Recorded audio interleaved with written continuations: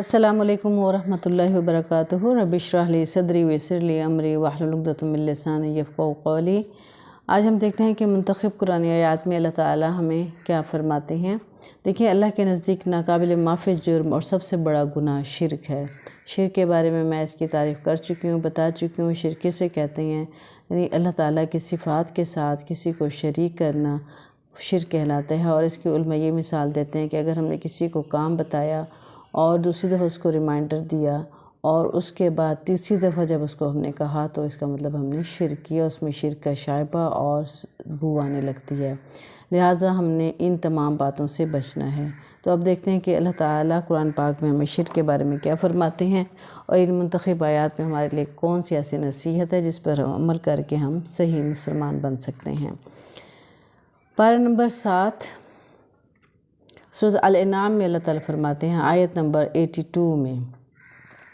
जो लोग ईमान रखते हैं और अपने ईमान को शिरक के साथ मखलूत नहीं करते, यानी मिलाते नहीं हैं, ऐसों ही के लिए अमन है और वही राह रास्त पर चल रहे हैं। यहाँ पे अल्लाह ताला हमें फरमाते हैं जो लोग ईमान रखते हैं वो शिरक नहीं कर सकते। शिरक और ईमान दोनों चीज़ें एक जगह नहीं रह सकती, वो उनको आपस में नहीं मिलाते। और जो शिरक नहीं करते ऐसे लोगों को अल्लाह ताला फरमाते हैं कि वो अमन में हैं और वही राह रास्त पर चल रहे हैं और वही सीधे रास्ते पे चल रहे हैं। तो हमें अपने ऊपर बहुत गौर व फिक्र करना चाहिए कि कहीं हम शिरक तो नहीं कर रहे, क्या शिरक से रिलेटेड ऐसी कोई भी चीज़ जो शिरक की तरफ हमें ले जाती है, हम क्या वो तो नहीं कर रहे, कहीं हम रास्ते से भटक तो नहीं रहे हैं। तो जब हम शिरक नहीं करेंगे तो इंशाअल्लाह ईमान के साथ हम सीधे रास्ते पर चलते रहेंगे। अब आगे देखते हैं सूरत पारा नंबर 8 में सूरत अल-अनआम में ही अल्लाह देखते हैं क्या फरमाता है। आयत नंबर 161, आप कह दीजिए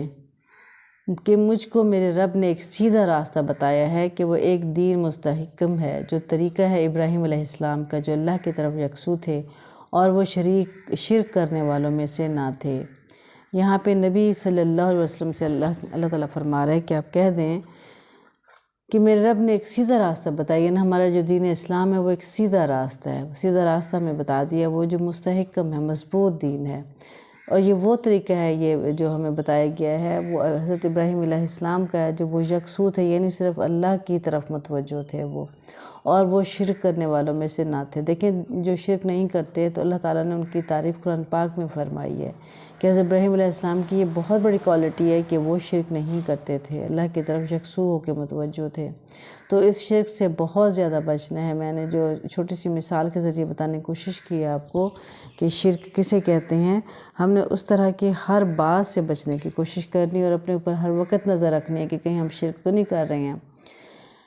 आगे आयत नंबर 162 में अल्लाह ताला फरमाते हैं कुल इन्ना सलाती व नुसुकी व महया व ममाती लिल्लाहि रब्बिल आलमीन। आप फरमा दीजिए कि बिल यकीन मेरी नमाज, मेरी सारी इबादत, मेरा जीना, मेरा मरना, ये सब खालिस अल्लाह ही के लिए जो सारे जहां का मालिक है। यानी हमारा यहाँ पे हमें ये समझाने की कोशिश की, अल्लाह ताला हमें समझा रहा है कि आप फरमा दीजिए कि बिल यकीन मेरी नमाज, यानी मेरी नमाज, मेरी सारी इबादत, मेरी जीना, मेरा मरना, ये सब अल्लाह के लिए है, क्योंकि वो तमाम जहानों का मालिक है। यानी हमें देखना चाहिए क्या हमारी नमाज दिखावे की है या अल्लाह के लिए है, या जो भी हम इबादत करते हैं, हुकूक अल्लाह अदा करते हैं, क्या वो अल्लाह के लिए हैं या बंदों के लिए हम करते हैं, लोगों को दिखाने के लिए करते हैं। और हमारा जीना, हमारा मरना, यानी हम जिएं या मरें, सारा का सारा हमारा जो है किसके लिए होना चाहिए, अल्लाह के लिए। हमारा जीना मुराद हमारी ज़िंदगी का जो तौर तरीका है, हमारी ज़िंदगी के जो भी काम हैं, जो भी इबादत हैं, वो सब का सब हमारा जीना हमारे अल्लाह के लिए होना चाहिए। ना कि हम ये देखें फ़लाँ क्या कहेगा, फ़लाँ क्या कहेगा, हम ये कर लेते हैं लोग क्या कहेंगे, हम ये कर लेते हैं लोग क्या कहेंगे। तो लोगों की परवाह नहीं करना।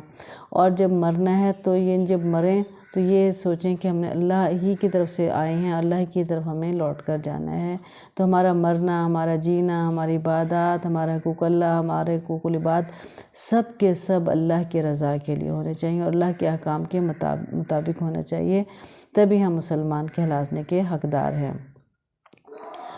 अब 163 में देखें,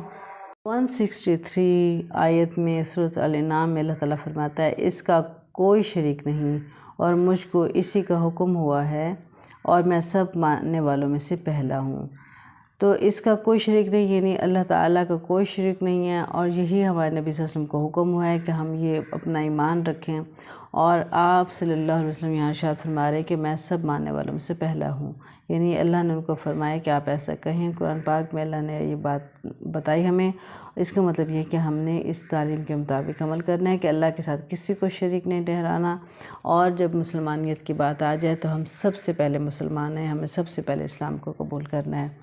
اب دیکھتے ہیں پارہ نمبر 10 میں سورۃ التوبہ میں اللہ تعالیٰ کیا فرماتا ہے، اور ان لوگوں نے اللہ کو چھوڑ کر اپنے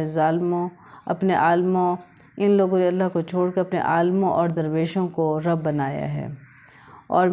مریم کے بیٹے مسیح کو، حالانکہ انہیں صرف ایک اکیلے اللہ کی عبادت کا حکم دیا گیا تھا جس کے سوا کوئی معبود نہیں، وہ پاک ہے ان کے شریک مقرر کرنے سے۔ یعنی سورۃ توبہ آیت نمبر 31 میں اللہ فرماتے ہیں کہ ان لوگوں نے کیا کیا ہوا ہے کہ اللہ کو چھوڑ کے جو اپنے عالم ہیں اور درویش ہیں ان کو رب بنا لیا ہے۔ رب بنانے سے کیا مراد ہے؟ ان کی اس طرح سے تعظیم کرتے ہیں جو تعظیم کرنے کا حق اللہ تعالیٰ کا ہے، اور ان کی بات اندھا دھند مانتے ہیں، اندھا دھند پیروی کرتے ہیں، یہ سوچے بغیر کہ اس کا اسلام سے کیا تعلق ہے، کہیں یہ اللہ کے احکام سے تو یہ بات نہیں ٹکرا رہی، کیا یہ اللہ کے حکم کے مطابق ہے بات کہ نہیں ہے؟ لیکن نہیں، وہ نہیں یہ دیکھتے، بلکہ ان عالموں کی اتنی عزت اور درویشوں کی کرتے ہیں کہ وہ یہ بھول جاتے ہیں کہ ہمارے رب نے کیا فرمایا ہے اور ہم نے کیا کرنا ہے، اور اس طرح سے ان کو کیا بنا لیا ہے، اللہ کو چھوڑ کر ان کو اپنا۔ تو یہ رب ماننا ہوتا ہے نا، کہ جب ہم کسی کی بات ایز اٹ از مان رہے ہیں اور اس کی ہم نفی بھی نہیں کر رہے ہیں اور کہہ رہے ہیں بس ٹھیک ہے آپ جو کہہ رہے ہو صحیح ہے، تو نعوذ باللہ یہ ایسی ہے جیسے اس کو ہم نے رب بنا لیا اس بندے کو۔ اور مریم کے بیٹے مسیح کو، یعنی حضرت عیسیٰ علیہ السلام کو، اور مریم کے بیٹے عیسیٰ علیہ السلام کو، حالانکہ انہیں صرف ایک اکیلے اللہ کی عبادت کا حکم دیا گیا تھا، یعنی انہوں نے کیا کیا، عالموں کو، درویشوں کو اور حضرت عیسیٰ علیہ السلام کو، انہوں نے نعوذ باللہ ان کو رب بنا لیا ہے۔ وہ کیوں بنا لیا اس کی وجہ میں نے آپ کو بتا دی ہے۔ پھر جب کہ اللہ تعالیٰ کہتے ہیں کہ عیسیٰ علیہ السلام کو تو صرف ایک اللہ کی عبادت کا حکم دیا گیا تھا جس کے سوا کوئی معبود نہیں، وہ پاک ہے ان کے شریک مقرر کرنے سے، یعنی اللہ تعالیٰ کے ساتھ یہ شریک بنایا ہے نا، جو عیسیٰ علیہ السلام ہے وہ ان کو اللہ کا بیٹا نعوذ باللہ کہتے ہیں، شریک کرتے ہیں، تو اللہ تعالیٰ کہتے ہیں میں اس شرک سے بالکل پاک ہوں، یہ غلط انہوں نے کیا ان کے شرک سے مقرر کرنے سے، وہ پاک ہے ان کے شریک مقرر کرنے سے، یعنی جو انہوں نے شرک مقرر کیے ہیں وہ اللہ ان سے پاک ہے اس بات سے۔ آگے دیکھتے ہیں پارہ نمبر 11 میں اللہ تعالیٰ کیا فرماتا ہے، سورہ یونس میں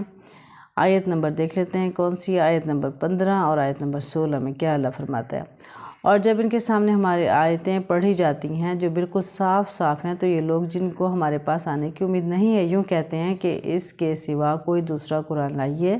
یا اس میں سے کچھ ترمیم کر دیجئے۔ آپ صلی اللہ علیہ وسلم یوں کہہ دیجئے کہ مجھے یہ حق نہیں ہے کہ میں اپنی طرف سے اس میں ترمیم کروں، بس میں تو اس کا اتباع کروں گا اور جو میرے پاس وحی کے ذریعے سے پہنچا ہے، اگر میں اپنے رب کی نافرمانی کروں تو میں ایک بڑے دن کے عذاب کا اندیشہ رکھتا ہوں، یعنی عذاب کا خطرہ ہے اگر ہم ان کے اللہ کے احکام کی نافرمانی کریں گے تو یہ واضح یہاں پہ سب کچھ بتا دیا گیا، کیونکہ اس وقت کے جو لوگ تھے وہ کہتے تھے جی ہمیں تو قرآن پاک میں یہ بات صحیح نہیں لگ رہی، اس کی ترمیم کروا لیں اور اس کو آپ تبدیل کریں، تو اس پہ نبی صلی اللہ علیہ وسلم کو کہا جا رہا ہے کہ آپ کہہ دیں کہ میں اس ترمیم کا اس کا کوئی حق نہیں رکھتا ہوں، میں تو اس کی اتباع کروں گا، یعنی ایز اٹ از جیسے اللہ کا حکم آیا میں نے ویسے ہی اللہ کا حکم ماننا ہے جو وحی کے ذریعے مجھ تک پہنچا ہے، کیونکہ اگر میں نافرمانی کروں گا تو مجھے ایک بڑے دن کے عذاب کا خطرہ ہے۔ تو آگے دیکھ لیتے ہیں آیت نمبر 16 میں، آپ یوں کہہ دیجئے کہ اگر اللہ کو منظور ہوتا تو نہ تو میں تم کو، اگر اللہ کو منظور ہوتا تو نہ تو میں تم کو وہ پڑھ کر سناتا اور نہ اللہ تعالیٰ تم کو اس کی اطلاع دیتا، کیونکہ میں اس سے پہلے تو ایک بڑے حصہ عمر کا تم میں رہ چکا ہوں، پھر کیا تم عقل نہیں رکھتے؟ یہاں نبی صلی اللہ علیہ وسلم سے کہا جا رہا ہے کہ آپ اللہ تعالیٰ فرما رہے ہیں کہ آپ کہہ دیجئے کہ اگر اللہ کو منظور نہ ہوتا تو میں تمہیں کوئی بھی ایسی بات نہ بتاتا جو وحی کے ذریعے آ رہی ہے یا قرآن پاک کے ذریعے آ رہی ہے، یہ تو اللہ تعالیٰ نے کہا ہے نا کہ تمہیں میں سب کچھ بتاؤں، اور تمہیں کیا ہو گیا ہے، تم ان سے یہ پوچھو۔ اللہ فرما رہے ہیں کہ میں اس زندگی کا ایک بڑا حصہ میں نے تمہارے ساتھ گزارا، یعنی 40 ایئرز تک، 40 سال تک نبی صلی اللہ علیہ وسلم ان کے بیچ میں رہی ہیں صادق و امین ہو کر، لیکن انہوں نے نبوت کا کوئی دعویٰ نہیں کیا تھا جب تک اللہ تعالیٰ کا حکم نہیں آیا۔ تو وہ یہی بات فرما رہے ہیں یہاں پہ کہ میں نے 40 سال عمر کا ایک بڑا حصہ ہوتا ہے تمہارے بیچ میں گزارا ہے، تو کیا تم عقل نہیں رکھتے ہو کہ کیا میں نے تم سے ایسی باتیں کبھی کی تھیں؟ تو دیکھیں میری عزیز بہنیں، تمام جو ہم نے ترجمہ پڑھا ہے اور اس میں ہم نے عمل کی باتیں دیکھنے کی کوشش کی ہیں، اس سب میں جو سب سے امپورٹنٹ بات بار بار جو کہی جا رہی ہے وہ شرک کے بارے میں کہی جا رہی ہے کہ شرک کے قریب بھی نہیں جانا، ایمان میں بھی شرک کو نہیں لے کے آنا، اور شرک جیسی چیزوں کی طرف بھی نہیں جانا، اور جو اللہ کی آیات ہیں اس کو ہم نے ایز اٹ از ماننا ہے، اللہ کے احکام ماننے ہیں، اس کی اتباع کرنی ہے تاکہ ہم ایک بڑے دن کے عذاب سے بچ سکیں۔ تو اللہ تعالیٰ سے ہم التجا اور گزارش کرتے ہیں اللہ تعالیٰ ہمیں صحیح معنوں میں علم کے ساتھ عمل کرنے کی توفیق اور سعادت نصیب فرمائے، پکا سچے مسلمان بنائے،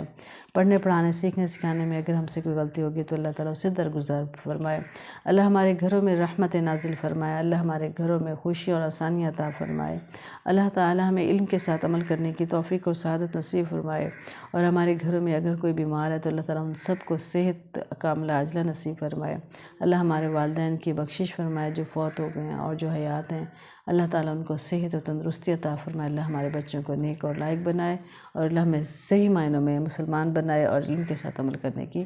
توفیق اور سعادت نصیب فرمائے، آمین یا رب العالمین۔ السلام علیکم ورحمۃ اللہ وبرکاتہ۔